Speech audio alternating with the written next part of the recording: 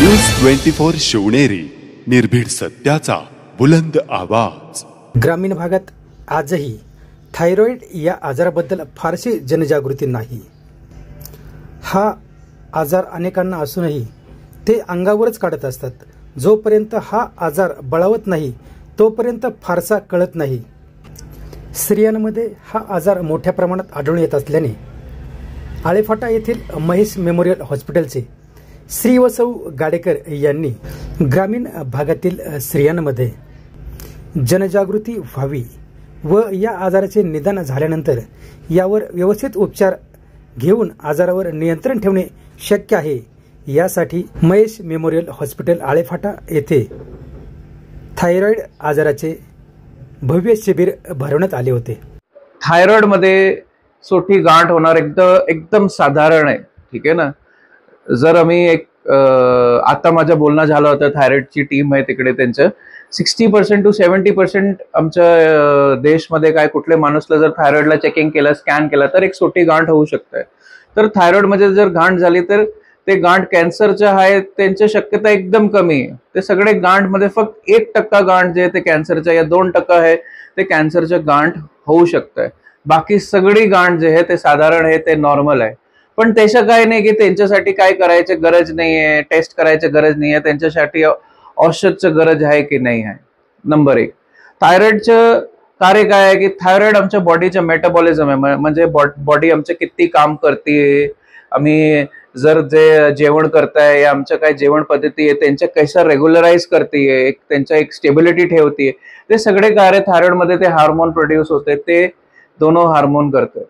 So T3 आणि T4 त्यांचं नाव आहे, ते दोनों हार्मोन आहे, ते आमच्या हे सगळे बॉडीचे एक सिस्टम कंट्रोल ठेवते, त्यांच्यामध्ये एक स्टेबिलिटी ठेवते है ना।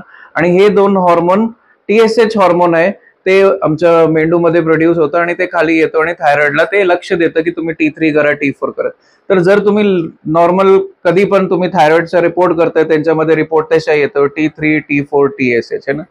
त्यांचं ॲज पर द लॅब वेगळं व्हॅल्यू आहे, त्यांचा लेवल आहे, ते कैसा त्यांचा आयडी घेत आहे, ते काय त्यांच्यासाठी मॅम आहे, सर आहे है ना।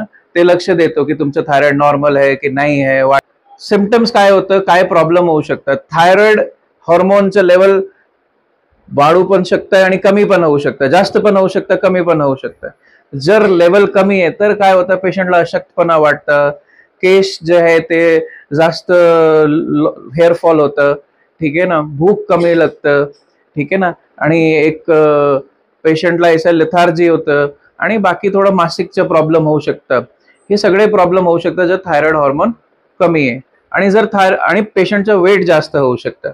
पण जर थायरॉइड हार्मोन लेवल जास्त आहे तर काय पेशंटचं हार्ट बीट फास्ट होऊ शकतं, हृदयाची गती जास्त होऊ शकतं, ठीक आहे ना, त्यांचं भूक जास्त लागतं, त्यांचं वजन कमी होऊ शकतं आणि बाकी हे पण प्रॉब्लेम होऊ शकतं। केसचे सेम प्रॉब्लेम दोनों केसेसमध्ये होऊ शकतं।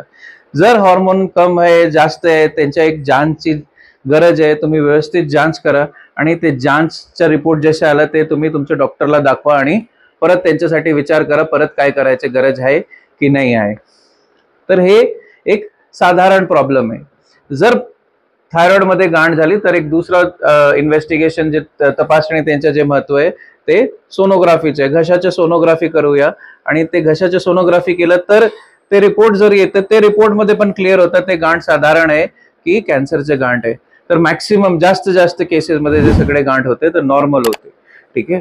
आणि जर कॅन्सरचे गांठ आहे ते थोडा त्यांच्याचे आकार होतं, ते आकार जे आहे ते एकदम व्यवस्थित नाही होतं, इन्फिल्ट्रेटिंग बॉर्डर्स होते, ते आजार थोडा कडक होता आणि जे साधारण गाठ आहे ते पाणीची गाठ होती, ते थोडी कोमट होती। हे सगळे तुमच्या तपासणी झाले आणि क्लिअर झाले की जर तुम्हाला काय सिरियस सिम्पटम नाही आहे या कॅन्सरचा काय त्याचं काय साइन अँड सिम्पटम नाही आहे तर काय घबरायची गरज नाही आहे। तुम्ही तुमच्या डॉक्टरला दाखवा, जर गोळीची गरज आहे थायरॉइडसाठी ते गोळी घ्या, फॉलोअप करा।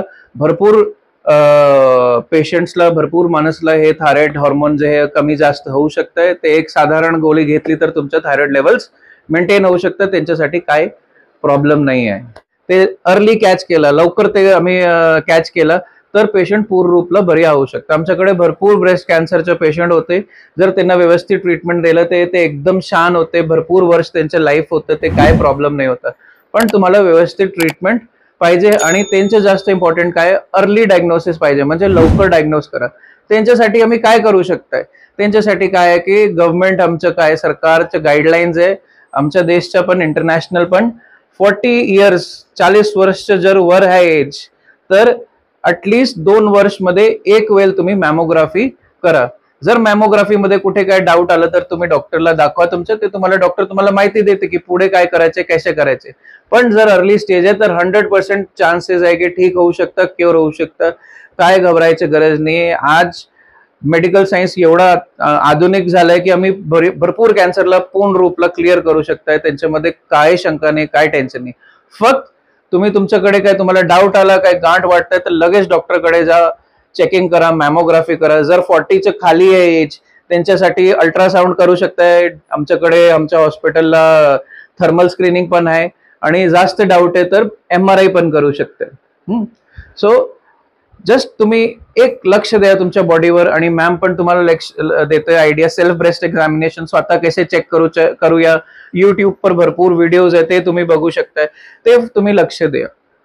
दुसरं सर्वायकल कॅन्सरसाठी, सर्वायकल कॅन्सर गर्भाच्या पेशवीच्या तोंडाचा त्रास आहे, ते पण कॉमन आहे. ते झालं तर भरपूर लोक थोडा असं घाबरते आणि त्यांच्या मनमध्ये भरपूर शंका आहे. त्याच्या काय गरज नाही आहे, हे कॉमन त्रास आहे, कुठल्या माणूसला पण होऊ शकतंय है ना. आणि जर हे झालं या त्यांच्या काय लक्ष झालं तर पण तुम्ही तुमच्या डॉक्टर जे आहे जवळ त्यांना लगेच दाखवा, ते चेकिंग तपासणी केल्याच्या नंतर तुम्हाला माहिती देऊ शकतात. ह्यांच्यासाठी पण एक अर्ली एज स्टार्टिंग है ना, टीनेजच्या नंतर म्हणजे 18च्या आजूबाजू पॅप्समियर चालू करू शकताय. पॅप्समियर पण एकदम सोपा तपासणी आहे, त्यांच्यामध्ये काय त्रास नाही आहे, भूल द्यायचं काय गरज नाही, काय ब्लिडिंग नाही होतं, रक्तचा प्रॉब्लेम नाही होतं, काय दुखत नाही, काय त्रास नाही आहे. एक सिंपल टेस्ट आहे. जर पॅप्समियर करतं तर 3 वर्ष मध्ये एक वेळ पॅप्समियर करा.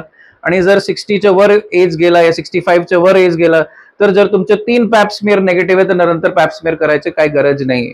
सो ब्रेस्ट कॅन्सरसाठी बेसिक एक आहे की सेल्फ ब्रेस्ट एक्झामिनेशन करा, आणि जर 40च्या वर एज आहे 40च्या वर एज आहे तर कमीत कमी 2 वर्ष मध्ये एक वेळ मॅमोग्राफी करा, आणि 18 वर्षच्या वर तुम्ही पॅप्समियर करत कमीत कमी 3 वर्ष मध्ये एक वेळ.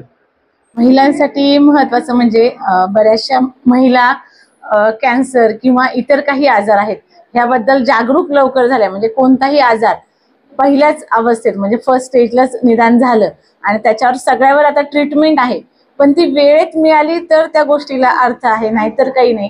मग ते पुढे गेला परत ते घरच्यांना मानसिक, शारीरिक, आर्थिक सगळंच त्रास होतो.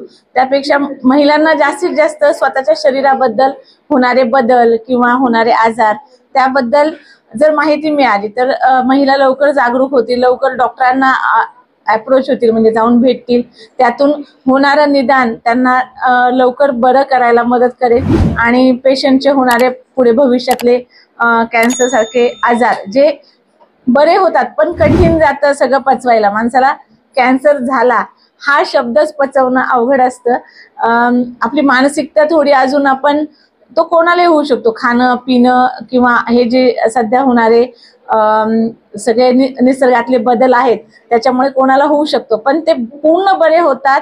आणि पहिल्या अवस्थेत त्यांना जर पकडलं आजारांना तर त्याचं निदान लवकर झालं तर लवकर पेशंट पूर्णपणे बरा होतो, 100% बरा होतो. तसे तज्ज्ञ डॉक्टर जसे गौरव सर आपल्याकडे आहेत तसे तज्ज्ञ डॉक्टर आपल्याकडे असतात.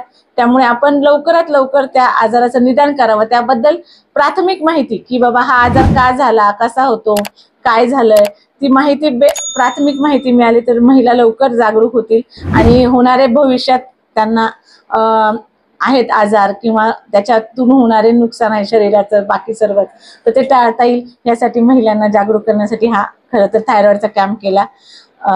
गौरव सर आले, कॅन्सर तज्ज्ञ आहेत ते, आणि आपल्या सर्वांना छान मार्गदर्शन केलं, सर्वांच्या शंका निरसन केल्या, त्याबद्दल धन्यवाद.